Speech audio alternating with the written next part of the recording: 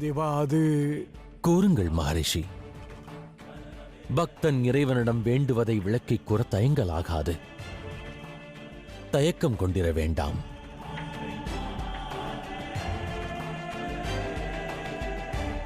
பிரபு, எனக்கு தங்களது மைந்தன் கார்த்திகேயன் தேவை. எனக்கு தங்களது மைந்தன் கார்த்திகேயன் தேவை.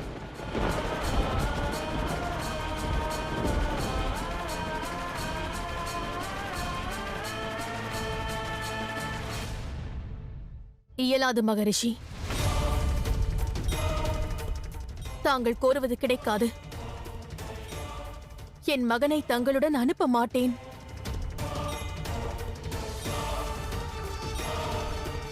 தங்கள் மன விருப்பத்தை எங்களால் நிறைவேற்ற இயலாது.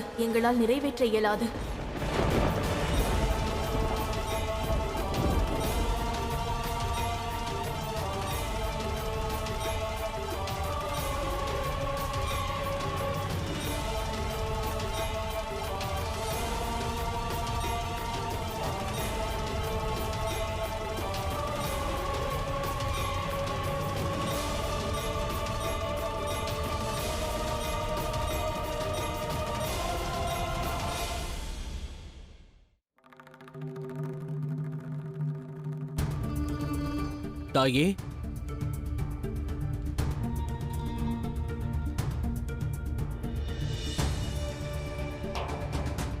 எனது உத்தேசமும் என்னை அழைக்கிறது. சிவசக்தியின் மைந்தனான நான் உத்தேசத்தின் அழைப்பை உதாசீனப்படுத்தினால் அது தங்களுக்கு அழகை சேர்க்காது. பிறகு அனைவருக்கும் தாங்களும் பதிலளிக்க வேண்டியிருக்கும். தனது தன்னலத்திற்காக லோகநாயகி தன் மைந்தனை அனுப்பவில்லை என்பார்கள். பிரபஞ்சத்தில் ஏராளமான தேவ தேவியர்கள் உள்ளார்கள். எவர்கள் வேண்டுமானாலும் செல்லலாம். நீ ஏன் செல்ல வேண்டும்? அவ்வாறெனில் என் சாபத்தின் நிலை என்ன தேவி?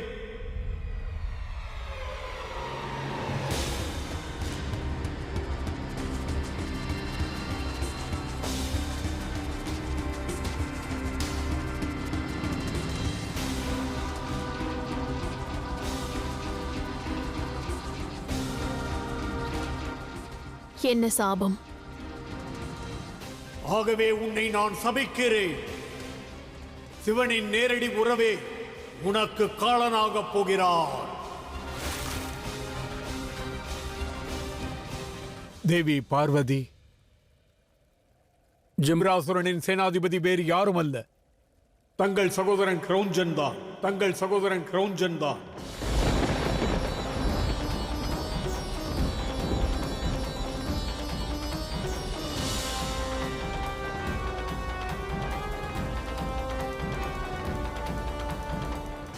என் சகோதரனா? தேவி, கிரௌஞ்சன் மகாதேவனின் மைத்துனன் என்று மிகவும் கர்வம் கொள்கிறான். ஆகையால் தான் நான் அவனை சபித்தேன். அவனது அகங்காரமும் பலமும் சிவசக்தியின் உறவினரால் தடுக்கப்படும் என்று.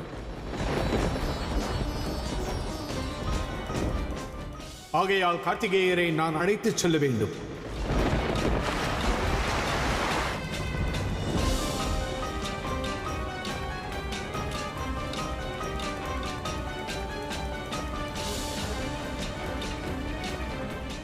இல்லை, என் சகோதரனாக இருக்க வாய்ப்பில்லை. அதர்மத்திற்கு துணை நிற்பவன் என் சகோதரனாக எவ்வாறு இருப்பான்? தாங்கள் ஆதிசக்தி அல்லவா? புரிந்து கொண்டிட முயலுங்கள். தங்கள் திவ்ய திருஷ்டியில் காணுங்கள். உண்மை அறிந்திடுவீர்கள்.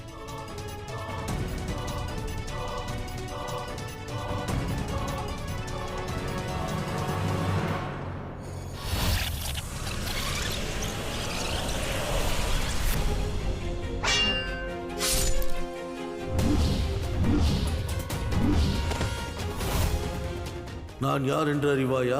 தங்கள் மகாதேவரின் மனைவி, பார்வதியின் சகோதரன் கிரௌஞ்சன்.